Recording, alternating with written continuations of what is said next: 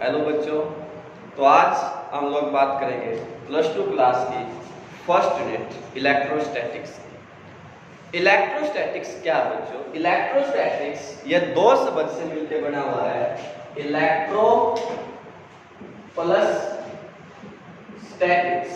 Electro means electric charge and statics means at rest। तो electrostatics क्या होगा? Electric charge at rest. It means electrostatics क्या है? The branch of the physics which deals with the study of electric charge at rest. Physics which deals with the study of electric charge at rest. Clear? अब सबसे पहले question, what is electric charge? Charge क्या है? Charge क्या है बेटा? Charge को समझने के लिए आप लोग क्या करें, छोटी क्लासेस में आपने पढ़ा है, एक कोम लें, उसको ड्राई एयर में अगर आप लोग रब करते हैं तो वो क्या करती है, कागज के छोटे छोटे टुकड़ों को अपनी तरफ अट्रैक्ट करना स्टार्ट कर देती है। इट मीन्स क्या हुआ, कोम पहले भी थी, पहले अट्रैक्ट नहीं कर रही थी, अब अट्रैक्ट कर रही है। क्यों, क्या हुआ? सोचो, वहां पे जाओ, उसके अंदर जब हमने कंघी को ड्राई हेयर्स के ऊपर रब किया, ड्राई हेयर्स के ऊपर रब किया ना, तो उस टाइम पे उसमें कुछ ट्रांसफर हो गए, कुछ चीज ड्राई हेयर से कंघी के ऊपर ट्रांसफर हो गई, और जो वो चीज ट्रांसफर हुई ना, उसको हम लोग क्या बोलते हैं? Charge. It means that charge क्या है? चार्ज एक प्रॉपर्टी है। चार्ज क्या है बच्चों? एक प्रॉपर्टी है। किसकी? किसी भी बॉडी की, जिसकी वजह से वो बॉडी किसी दूसरी बॉडी को अपनी तरफ अट्रैक्ट या रिपेल करे। चार्ज क्या है बेटा? एक प्रॉपर्टी है किसी भी बॉडी की, जिसकी वजह से वो बॉडी किसी दूसरी बॉडी को अपनी तरफ अट्रैक्ट करती है। क्लियर? आज अब ये चार्ज जो हमारे पास है ना, ये दो प्रकार है, एक positive charge and negative charge.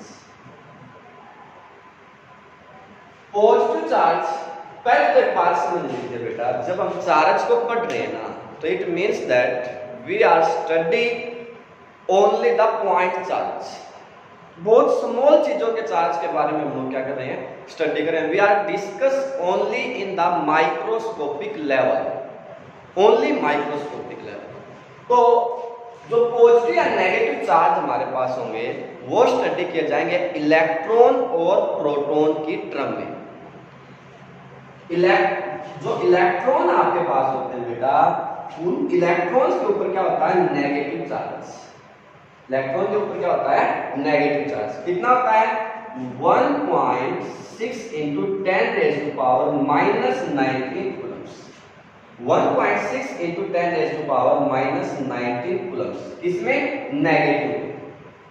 Same वैसे जो प्रोटॉन हमारे पास होते हैं बेटा, उन प्रोटॉन पे क्या होता है? Positive charge. कितना होता है?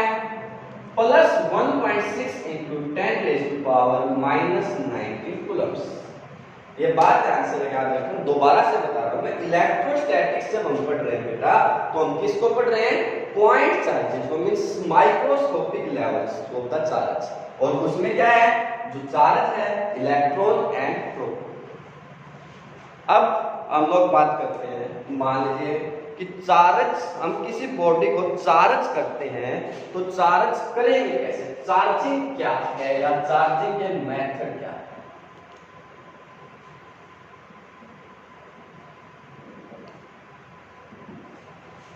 चार्जिंग जब हम लोग किसी बॉडी को करते हैं बेटा, तो उसके दो मेथड हमारे पास है। दो मेथड कैसे हैं? एक होता है बेटा डायरेक्ट मेथड, और दूसरा हमारे पास होता है इनडायरेक्ट मेथड।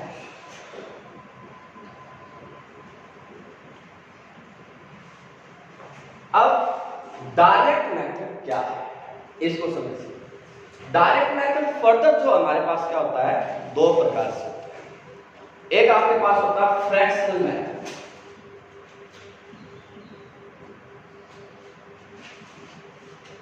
और दूसरा आपके पास होता है कंडक्शन मेथड। दूसरा हमारे पास क्या है, कंडक्शन मेथड। एक है फ्रैक्शनल मेथड और दूसरा है कंडक्शन मेथड। इस नाम को समझिए, फ्रैक्शनल मेथड। फ्रैक्शनल मेथड का मतलब क्या है बेटा, फ्रैक्शन आप लोग ऑलरेडी पढ़ चुके हैं। फ्रिक्शंस कब आता है, जब किसी भी एक बॉडी को किसी दूसरी बॉडी के ऊपर रब करते हैं तभी फ्रिक्शन पैदा होता है, या हम लोग एक सरफेस के ऊपर दूसरे सरफेस को लेके जाते हैं तो ही तो फ्रिक्शन आता है ना। तो इसका मतलब यहाँ पे क्या है, सीधा सा है, जब फ्रिक्शनल मेथड आपसे कहा जाएगा ना, जब आपसे फ्रिक्शनल मेथड कहा जाएगा तो इसका मतलब क्या है कि एक बॉडी को रब किया गया है किसी दूसरी बॉडी के ऊपर। बात क्लियर। जब हम लोग एक बॉडी को, जैसे हमने पहले एग्जांपल में आपको कहा कि ड्राई हेयर्स के ऊपर आप लोग कोम को रब करेंगे तो आपके पास चार्ज पैदा होगा, तो वो कौन सा मेथड होगा, फ्रैक्शनल मेथड। वो क्या है, फ्रैक्शनल मेथड आपके पास। दूसरा जो मेथड आप, और इसमें क्या होता है, बेस्ट एग्जांपल्स क्या है कि अगर हम लोग क्या करते हैं, सिल्क लेते हैं और उस सिल्क के ऊपर ग्लास रोड को अगर रब करते हैं तो हमारे पास क्या आएगा बेटा, ग्लास रोड के ऊपर पॉजिटिव चार्ज और सिल्क के ऊपर नेगेटिव चार्ज अपीयर होते हैं। एक बात ध्यान से याद रखिए, कोई भी जो बॉडी होती है वो हमेशा अनचार्जड है, लेकिन इसका मतलब ये नहीं है कि उसमें चार्ज नहीं है। उसका मतलब क्या है कि उसमें इक्वल अमाउंट में पॉजिटिव और नेगेटिव चार्ज। क्लियर। अच्छा, इसके बाद नेक्स्ट क्वेश्चन पैदा होता है कि ग्लास रोड पे पॉजिटिव चार्ज आ जाएगा, ग्लास रोड पर ही क्यों पॉजिटिव चार्ज आ जाएगा, व्हाई। पहली बात, एक बात हमेशा दिमाग में बिठा लीजिए बेटा कि जब भी चार्ज ट्रांसफर होता है ना किसी बॉडी के ऊपर, तो वो हमेशा किसकी फॉर्म में होता है, इलेक्ट्रॉन की फॉर्म में। जो चार्ज ट्रांसफर होता है किसी बॉडी के ऊपर वो हमेशा किसकी फॉर्म में होता है, इलेक्ट्रॉन की फॉर्म में। क्यों, व्हाई, प्रोटॉन की फॉर्म में क्यों नहीं होता। मैंने तो कहा था कि चार्ज इलेक्ट्रॉन और प्रोटॉन की फॉर्म में माइक्रोस्कोपिक लेवल पर पढ़ रहे हैं, चार्ज तो इलेक्ट्रॉन की फॉर्म में ट्रांसफर क्यों होता है, सबसे बड़ा क्वेश्चन। ये डायरेक्टली पूछा जाएगा कि क्यों, ऐसा क्यों होता है। तो क्या कारण है बेटा, देखो आपने जो केमिस्ट्री में नॉर्मल सी बात पढ़ते हैं हम लोग, एक न्यूक्लियस होता है, पॉजिटिव चार्ज न्यूक्लियस में, और electron around the nucleus rotate करते हैं ऑर्बिट्स में। और न्यूक्लियस के अंदर क्या होता है, सबसे स्ट्रॉन्ग न्यूक्लियर फोर्स। न्यूक्लियस के अंदर क्या होता है, सबसे strong nucleus force. Nuclear force आपको पता है नेचर का सबसे जो है स्ट्रॉन्गेस्ट फोर्स है। अब उस प्रोटॉन को कौन प्रोटेक्ट कर रहा है, स्ट्रॉन्ग न्यूक्लियर फोर्स। तो इसका मतलब प्रोटॉन तो कभी भी न्यूक्लियस से बाहर आएंगे ही नहीं। अगर प्रोटॉन न्यूक्लियस से बाहर नहीं आएंगे तो आएंगे कौन, इलेक्ट्रॉन। तो इसलिए जो चार्ज ट्रांसफर होगा बेटा वो हमेशा किसकी फॉर्म में होगा, इलेक्ट्रॉन की फॉर्म में होगा। चार्ज हमेशा किसकी फॉर्म में ट्रांसफर होगा बेटा, इलेक्ट्रॉन की फॉर्म में। लेकिन अब आप क्वेश्चन कर सकते हैं, सर आप बोल तो रहे कि चार्ज ट्रांसफर होगा इलेक्ट्रॉन की फॉर्म में, बट ग्लास रोड पे आ रहा है positive charge, why. That's what a very nice question. देखो इसको समझो बेटा, एक बात आप लोग हमेशा याद रखिए, जब किसी बॉडी के ऊपर से इलेक्ट्रॉन लॉस कर देते हैं ना कोई बॉडी, देखो इस बात केमिस्ट्री का बेसिक सा फंडा होता है, जब कोई भी बॉडी इलेक्ट्रॉन लॉस करेगी तो उसके ऊपर हमेशा पॉजिटिव चार्ज आएगा, और कोई बॉडी अगर इलेक्ट्रॉन गेन करेगी तो उसके ऊपर हमेशा नेगेटिव चार्ज आएगा। तो अब यहां पे हुआ क्या है, यहां पे क्या हुआ है, ग्लास रोड ने अपने इलेक्ट्रॉन लॉस कर दिए silk. It means electron is transfer from glass rod to silk. Clear. That's why glass rod activate the positive charge and silk activate the negative charge.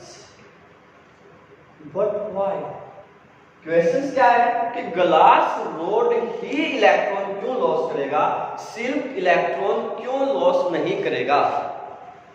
और उसके लिए एक टर्म होती है बेटा जिसको बोलते हैं वर्क फंक्शन। क्या बोलते हैं, वर्क फंक्शन। वर्क फंक्शन का मतलब क्या है, जो भी ये इलेक्ट्रॉन है ना, जब ये बात तो श्योर होगी, आप सबको पता चल गया कि लॉस तो इलेक्ट्रॉन ही होने हैं। अब क्या है कि जो ये इलेक्ट्रॉन लॉस होंगे ना, किसके लॉस होंगे, उसके लिए जरूरी क्या है, जिसका भी वर्क फंक्शन कम होगा या लेस होगा वही इलेक्ट्रॉन लॉस करेगा। और वर्क फंक्शन क्या होता है, अगर मैं इसको केमिस्ट्री एंगल से कहूं तो आयनाइजेशन एनर्जी का नाम भी वर्क फंक्शन है। वैसे इलेक्ट्रॉन को यहां से बाहर निकालने के लिए जो भी अमाउंट ऑफ वर्क डन करना पड़ेगा फिजिक्स के एंगल से, यहां से जो इलेक्ट्रॉन को रिमूव करने के लिए जो वर्क डन करना पड़ेगा ना, वही क्या है, इसका वर्क फंक्शन है। बात समझ गए।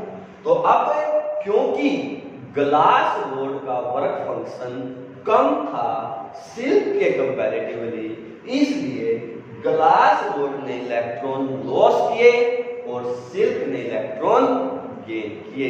इसलिए ग्लास रोड के ऊपर हमेशा पॉजिटिव चार्ज आएगा और सिल्क के ऊपर नेगेटिव चार्ज आएगा। क्लियर, बिल्कुल बेसिक से हाई लेवल तक। अब क्या करेंगे आप लोगों ने, अब घर पे बैठ के आपकी बुक्स में एग्जाम्पल दिए हुए होंगे कि कैट फर को अगर एबोनाइट की रोड से रब करेंगे क्या होगा। आपने उन सब एग्जाम्पल्स को समराइज करना है और पढ़ना है और देखना है कि किसने इलेक्ट्रॉन किस तरह ट्रांसफर किए हैं। क्लियर, नेक्स्ट बात नेक्स्ट वीडियो में हम लोग करेंगे।